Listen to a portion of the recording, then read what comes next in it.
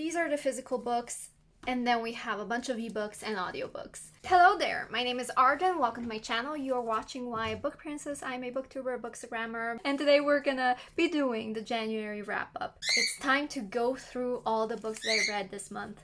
And yes, if you hear birds, it's because my birds are back in my room. The chinchilla is out of my room because I wasn't able to sleep at night, and now I won't be able to film during the day. I'm filming on my phone because I was filming another video and my camera's battery died, so I'm charging it right now. And yeah, let's just get started. I didn't want to film on another day because I like my makeup today and it's snowing outside, so it's cool. We have a nice lighting. Without further ado, let's get into the stats of January. I read 18 books this month. Out of those, there were 3,668 pages. Now you may be wondering, Arden, you read 18 books. Why is the page count so low? The books were short. Just, keep it short. The books were short. I read 5 physical books, 5 audiobooks, and 8 ebooks. Now I could go through them based on those categories, but I'm just going to go through them in the order that I read them in. And when it comes to ratings, I'm not really sure how this month went. Now, if you watched my other vlogs, you might have seen my ratings, you might have seen my thoughts, which I would encourage you to watch them anyway, but I'll just take you through my thoughts quickly. The first book I read is Northanger Abbey by Jane Austen. I wasn't really that big of a fan of it.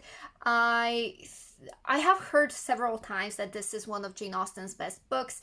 However, it did not really convince me. I'm still a big fan when it comes to Pride and Prejudice. I did try reading Sense and Sensibility in the past, but I didn't get to finish it yet. Northanger Abbey, my sister read it. I think she really liked it, but this is just, it didn't win me over, so I rated it 3 stars. Initially, I was gonna rate it 4 stars because I rate 4 stars when the book is enjoyable. That is the main reason why I'm rating 3 stars. It wasn't memorable for me. The second book I read is Star-Crossed by Josephine Angelini. This should have been my first 5-star read of this year. This could have been my first 5-star read of this year. And my only 5-star read. However, it wasn't. There was a plot twist that led me to taking off a star from the rating of this book. And that plot twist could be described as a Cassandra Clare plot twist.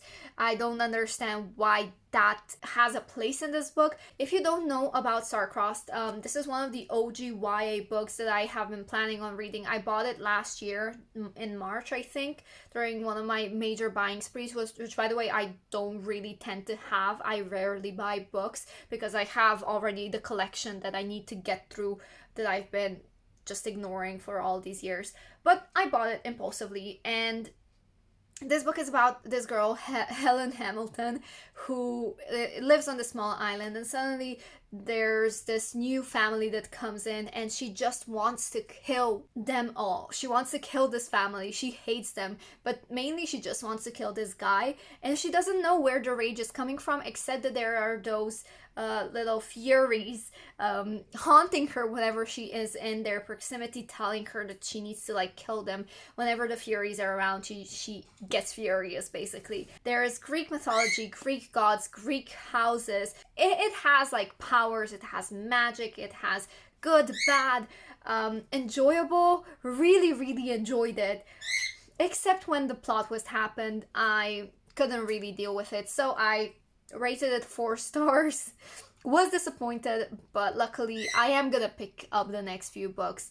I mean, there are only 2 books, Dreamless and Goddess, which I have up there, which you can't see, but I'm definitely gonna pick up the next books. Then I picked up Star-Crossed City, which is a novella for Star-Crossed, also written by Josephine Angelini. If you go on Goodreads and check this novella out, you will get the website where you can read this book for free, because it wasn't really printed, but it was published on Josephine Angelini's website, I believe. Book number 4 that I read is We Should All Be Feminists by Chimamanda Ngozi Adichie. I hope I'm pronouncing the name right. This is a book that I actually picked up on a whim. It wasn't on my radar. I didn't have it on my TBR, but I did hear one of the booktubers talk about it. Not sure which one. So I did pick it up. I did hear there is some controversy around the author, which I wasn't aware of at the time of reading, but I did think this was a good read. It is just a few short stories or an essay basically combined into a book where it discusses certain topics such as feminism and the way we raise men. This year I vowed to get through my physical library, which I've been ignoring for the past 2 years.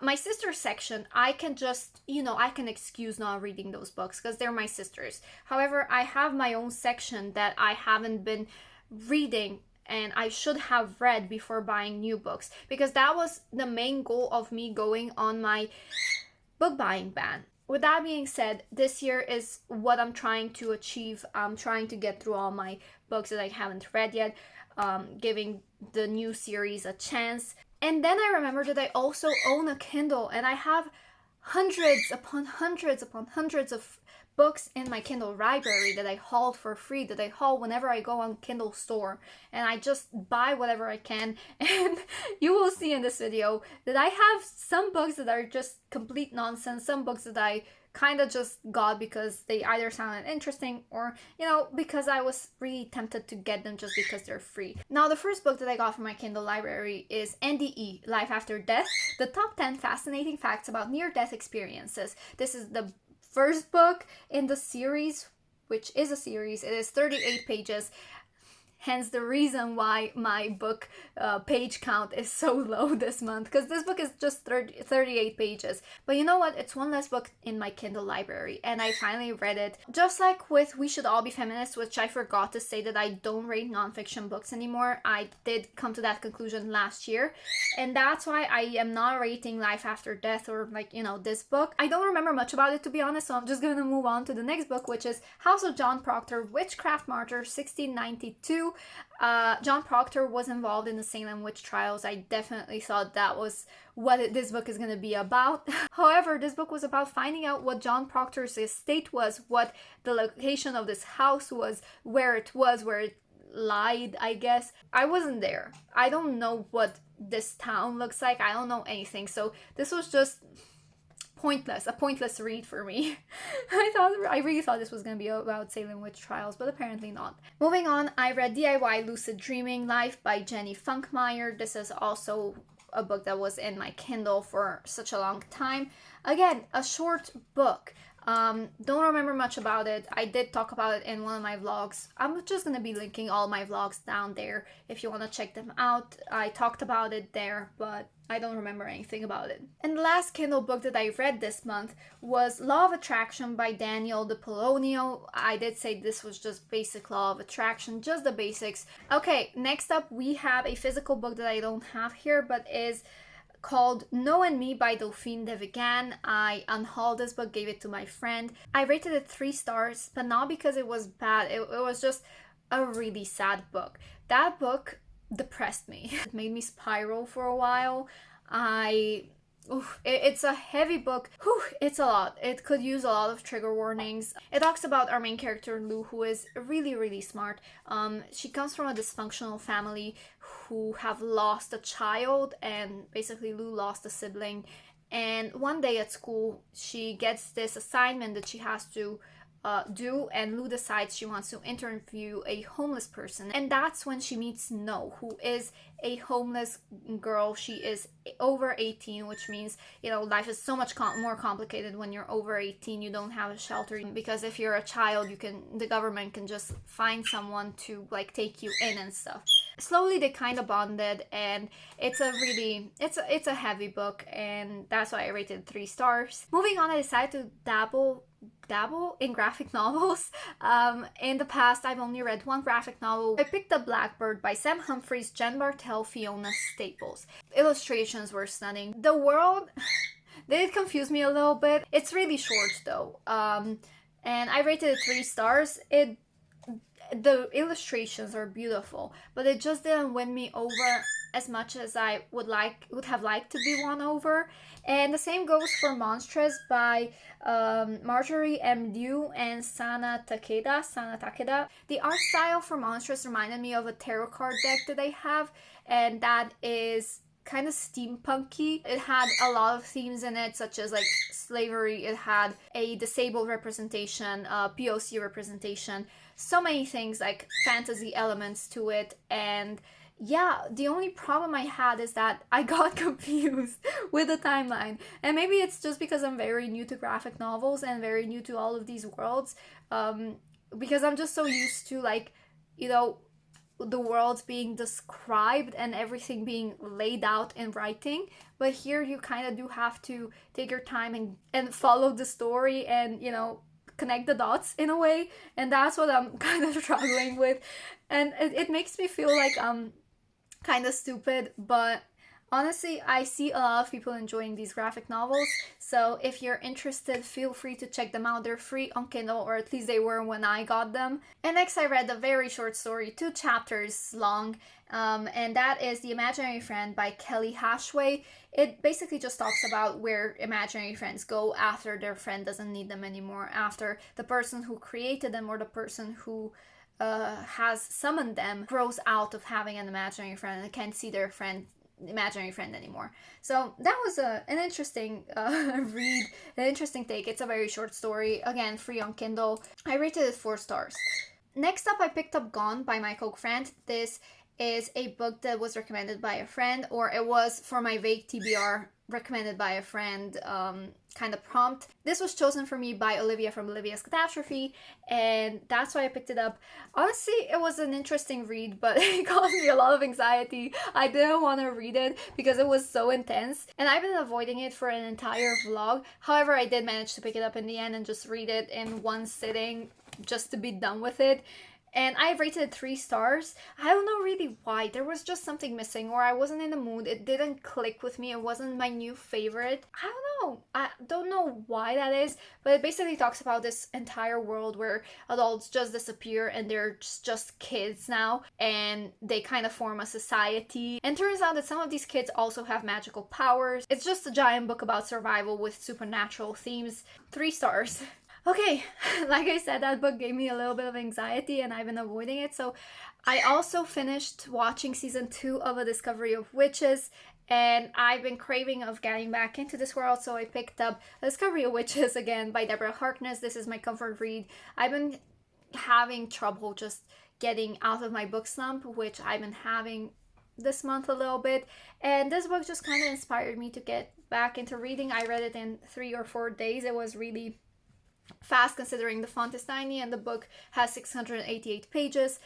Still one of my favorite reads. It was a 5-star read, but just because I don't really want to change the old rating, still 5-star read for me because of the comfort it brought me. Moving on, I picked up Rogue Protocol by Martha Wells. I think this is the 3rd or 4th book in the Murderbot Diaries series, which I started last year, and I am just intent on finishing that series because there's a lot of series that I started that I just want to finish, including A Discovery of Witches. I just need to read the 3rd book now, which, by the way, my sister bought me in Ireland, and she still has to ship it to me, so I can't read it technically right now. Rogue Protocol, it was okay. I rated it 4 stars. I don't really have particular comments on this entire series. I like it. It's short. It's interesting, but other than that, I don't really have any feelings towards it. Book number 16 that I read, that I just filmed a video for today actually, is Revenge of the Sluts by Natalie Walton. The video will be up February 2nd. I think it will be up before this one, but if not, you know, check it out. I cover a lot of my thoughts in that video, or if, probably not most, because I always miss something. This book is about this high school, St. Joseph's, where an email is suddenly sent out to all of the students containing intimate pictures, you know, basically nudes. And because these pictures are of girls over 18, the police can't really do anything. But the only person, or the only institution, whatever, that can do something is the school. But the school doesn't want to get involved. The school wants to just shut everybody up so that the media doesn't pick up the story, and talks about this giant scandal that happened, because if they do that, the school will lose investors, it will lose their donors, it will lose just the money that they need in order to operate. They kind of prioritize the money over the justice for the girls. This book starts a lot of conversations, gets me so fired up sometimes, or even now, especially with the silhouette challenge thing that happened over on Twitter. Conversation starter. The only book that I rated 5 stars, apart from A Discovery of Witches, but I don't really count that because this was a reread. This is my favorite, probably my favorite book of the month that I've read. Worth the money, in my opinion. It can be a little bit slow at times. The pacing might be a little bit off, but yeah, I don't really mind it because I did read A Discovery of Witches right before I picked this one up. So this was a quick read for me. Book number 17, I read The Black Flamingo by Dean Atta. The Black Flamingo was a heartwarming, endearing story of a person coming to terms with their self-identity, getting comfortable with who they are, and to the point where if someone says something negative about them, they won't hide. They're not ashamed of who they are, and that is something that we all should aspire to be. That is the confidence that we should all have. I really like this book. I rated it 4 stars in the end. And the last book that I read that doesn't really get many comments is Exit Strategy by Martha Wells. This is the 4th book in the Murderbot Diaries. I rated this one 3 stars. Don't really have any comments or any opinions on it. Like I said, I'm just trying to get through this series because I want to know what happens next. And in this book, things kind of come together and people come together, and I really like it. It feels like we've come full circle. However, things still have to be resolved with more books, with the next ones. 18 books this month, all very short, well, some very short, some very long. I'm really happy with it. However, like I said, it's not about quantity, it's about quality. I did get some nice reads out of it and some not so nice, but we're doing good, I think. Anyway, thank you guys so much for watching. I hope you enjoyed this video. Maybe you got some new book recommendations out of it. Don't have anything else to say. I'll see you next time. Bye!